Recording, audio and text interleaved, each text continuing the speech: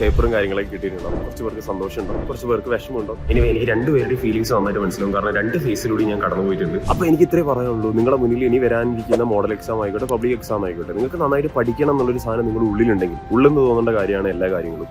ഇപ്പം body build ചെയ്യാനായിക്കോട്ടെ, അല്ലെങ്കിൽ ഇപ്പോൾ ഒരു പാട്ട് പഠിക്കാനായിക്കോട്ടെ, എന്തായിക്കോട്ടെ, നിങ്ങളുടെ ഉള്ളെന്ന് തോന്നിയില്ലെങ്കിൽ അതിന് യാതൊരുവിധ വാല്യൂ ഉണ്ടാവില്ല എന്നുള്ള കാര്യം നിങ്ങൾ ആദ്യം മനസ്സിലാക്കുക.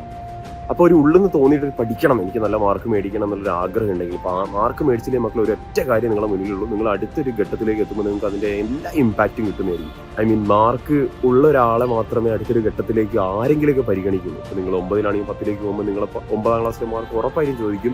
അതിനനുസരിച്ച് നിങ്ങൾ 10ാം ക്ലാസ്സിലെ ബാച്ച് തിരിക്കും. അങ്ങനെയാണ് A+, E+ എന്ന് പറഞ്ഞിട്ട് കുറേ ബാച്ചും കാര്യങ്ങളും തിരിക്കുന്നുണ്ടാവും. ഈ 10ാം ക്ലാസ്സിലാണെങ്കിൽ നിങ്ങൾ 10ാം ക്ലാസ് കഴിഞ്ഞ് +1ലേക്ക് എത്തുമ്പോൾ നിങ്ങൾക്ക് നിങ്ങളുടെ മാർക്കിൻ്റെ അടിസ്ഥാനത്തിൽ മാത്രമേ +1ലേക്ക് അഡ്മിഷൻ കിട്ടുള്ളൂ. കുറേ സാധനങ്ങളുണ്ട്. അപ്പോൾ നിങ്ങൾ ഈ ഒരു ടൈം പീരീഡിൽ മാർക്ക് തന്നെയാണ് ഏറ്റവും വലിയ കാര്യം.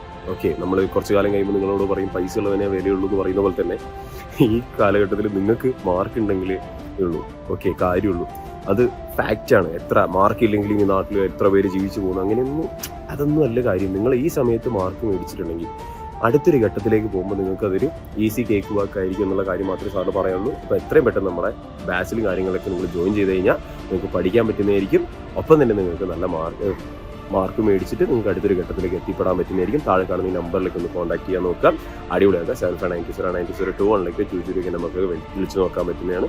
ഓരോ ക്ലാസ്സിൻ്റെയും ക്രാഷ് ബാച്ചിൻ്റെ ഡീറ്റെയിൽസ് സാറോടെ കൊടുക്കുന്നുണ്ട്. 6 to 12 വരെയുണ്ട്. താല്പര്യമുള്ളവർ ഉറപ്പായിട്ടും ജോയിൻ ചെയ്യാൻ ശ്രമിക്കുക കേട്ടോ. ബൈ.